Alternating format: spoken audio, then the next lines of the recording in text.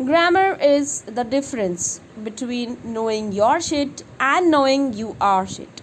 Hello everyone, मेरा नाम है अतिया ज़ैनब। बहुत से लोगों का मानना है इंग्लिश स्पीकिंग में ग्रामर का ज़्यादा रोल नहीं होता, आपको सिर्फ बोलना आना चाहिए। और बहुत से लोग दूसरों को मोटिवेट भी करते हैं कि बोलो, भले ही गलत बोलो, अच्छी बात है। शुरुआत में सभी लोग ये बोलते हैं, लेकिन एक टाइम ऐसा होता है कि when you are in office, okay, when you are with your colleagues, when you are with your boss, many times you feel embarrassment, क्योंकि कई सारे कॉन्सेप्ट ऐसे होते हैं, कई सारे वर्ड्स ऐसे होते हैं जिनमें आपको कन्फ्यूजन होता है कि यार ये बोलें कि ये बोलें। उन्हीं में से एक कॉन्सेप्ट मैं आज लेके आई हूँ, सिंस और फॉर। यानी कुल मिला के बॉटम लाइन ये कहना चाह रही हूँ कि स्पीकिंग में ग्रामर को बिल्कुल ही इग्नोर कर दो, ऐसा नहीं करना चाहिए। ठीक है, कुछ ना कुछ आपको ऐसे कॉन्सेप्ट्स मिलेंगे जिसको आपको कवर करना पड़ेगा। जैसे कि मैं 2 घंटे से उसका इंतज़ार कर रही हूँ, इसके लिए आप क्या बोलेंगे? आई have bin waiting for him for 2 hours या सिंस 2 आवर्स। इसी पे आज डिस्कशन करूँगी कि फॉर और सिंस में क्या डिफरेंस होता है।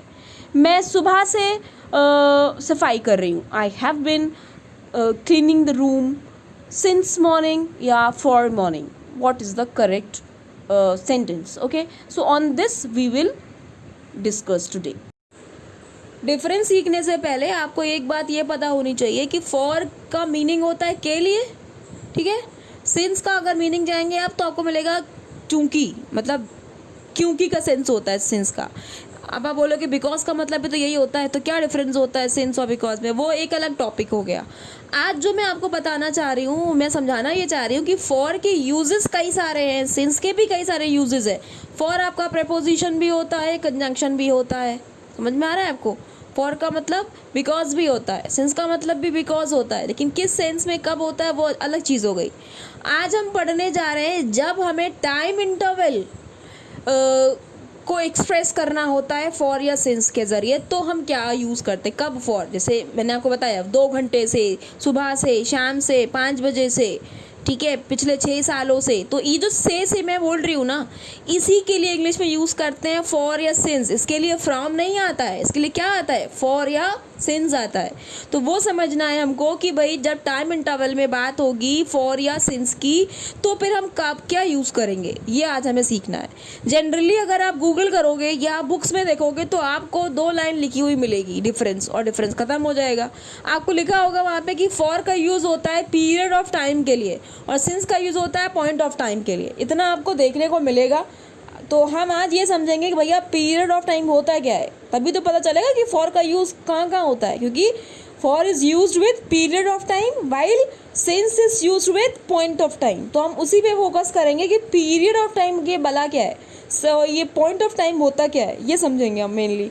हमको आराम से समझ में आ जाएगा फॉर एंड सिंस का क्या यूजेस हैं। ठीक है, तो चलिए स्टार्ट करते हैं।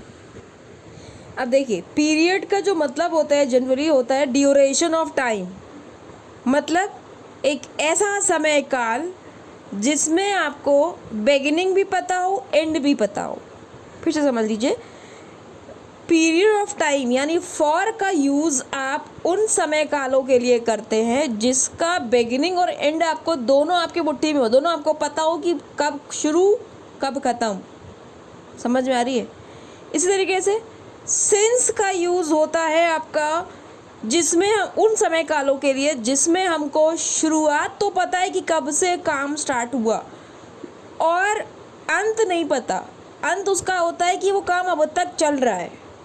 आप अभी भी अगर समझ में नहीं आया होगा तो आप इस स्क्रीन पर देखिए अपने, जैसे 6 सालों से, अब 6 सालों से कोई काम हो रहा है, इसका मतलब वो 6 साल कोई भी हो सकते हैं।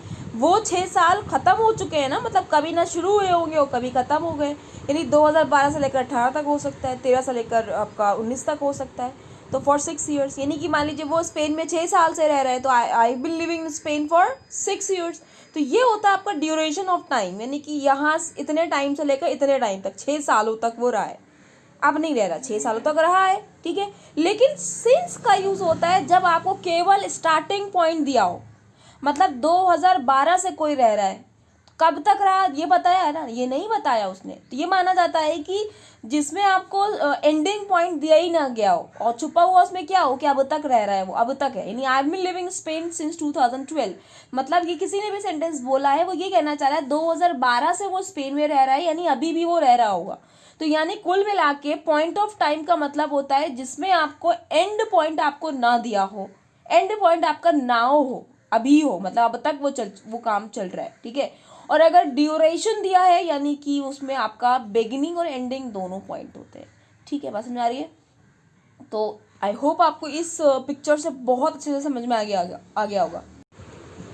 चलिए अब हमने जो कुछ सीखा है सिंस और फॉर का यूज़ वो हम अप्लाई करते हैं। चलिए स्टार्ट करते हैं। आपके सामने कुछ फ्रेजेस हैं, इसको फ्रेज कहते हैं, फ्रेज मतलब ग्रुप ऑफ वर्ड्स, ठीक है। कुछ फ्रेजेस हैं जहाँ पे आपको फिल करना है कि सिंस आएगा या फॉर आएगा। तो आपको क्या समझना है, मेनली आपको देखना है अगर ड्यूरेशन है, ओके, तो वो क्या आएगा आपका, वहाँ पे क्या आएगा, फॉर आएगा।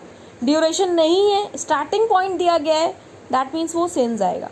एक और छोटी सी पहचान ये होती है कि इसमें हम लोग देखते ही है कि ज़्यादातर जो आपका ड्यूरेशन दिया रहता है वो प्लूरल में दिया रहता है। ड्यूरेशन 6 साल, 2 महीने, 3 घंटे, मतलब आवर्स, मिनट्स, ईयर्स, एस वाला चीज़, तो वहाँ पे ऑलमोस्ट फॉर का यूज़ करते हैं, ठीक है, ओके। और आपको S for starting point, S for since, S for singular, यानी कि आपको अगर छोटे वर्ड्स दिए गए, एस नहीं लगा है उसमें, जब जनरली क्या आप यूज़ करेंगे वहाँ पर, आप यूज़ करेंगे सिंस। चलिए देख लेते हैं। Since 10 o'clock, 10 o'clock is the starting point, we are not given that when will the task end, ठीक है। Christmas, since Christmas, since last summer, minutes आ गया ना, फॉर 10 minutes, ओके। अब देखिए यहाँ पे बात थोड़ी सी समझने लायक है। 1 month दिया गया है, मंथ सिंगुलर है। अब आप ऐसा थोड़ा कि सिंस लगा देंगे, मंथ है ना, लेकिन है तो वो ड्यूरेशन, कोई पर्टिकुलर समय से स्टार्ट होके ख़त्म हो गया मंथ, 1 महीना। यहाँ भी आपका फॉर आता है, for 1 month, okay, for 1 year, okay, समझ में आ रही है। यानी ईयर, ईयर्स, मंथ, मंथ्स, दोनों के लिए ही फॉर लगेगा। Since my birthday, since the last lesson, for a long time, देखिए लॉन्ग टाइम के लिए भी आपका फॉर का यूज़ करते हैं, क्योंकि लॉन्ग टाइम जितना भी रहा होगा वो ड्यूरेशन है, कभी ना एक बिगिनिंग से एंडिंग पॉइंट होगा उसका, तो उसके लिए आप फॉर का यूज़ करते हैं। For a long time, since a long time गलत होता है। फॉर अ वीक, देखिए वीक भी एक पर्टिकुलर डे से पर्टिकुलर डे तक एक वीक माना जाता है, तो ये ड्यूरेशन कहलाएगा, फॉर अ वीक, ठीक है। फिर लिखा है बिगिनिंग ऑफ द टर्म, क्या होगा, सिंस, क्योंकि बिगिनिंग देखा है, since the beginning of the term. Ages, for ages, युगो युगो से ये चलता आ रहा है, so it has been in tradition for ages, okay. एक बात और, फॉर पढ़ते हैं इसको, फॉर, ठीक है, फॉर नहीं, फॉर एजेस, ठीक है, okay. So since we met the last time, तो यहाँ पे भी आएगा आपका सिंस, क्योंकि ये एक स्टार्टिंग पॉइंट देगी। आई एम सुपर कॉन्फिडेंट कि इस वीडियो को देखने के बाद सिंस और फॉर का जो कन्फ्यूजन था वो आप हमेशा के लिए दूर हो चुका है आपके लिए। और एक एक्सरसाइज मैं आपके साथ शेयर कर रही हूँ, 8 सेंटेंसेस हैं, इसको आप प्रैक्टिस करिएगा और इसके आंसर्स कमेंट बॉक्स में मुझे ज़रूर भेजिएगा।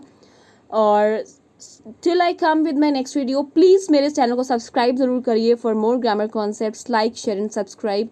Till I come with my next video, keep loving grammar. Thank you all.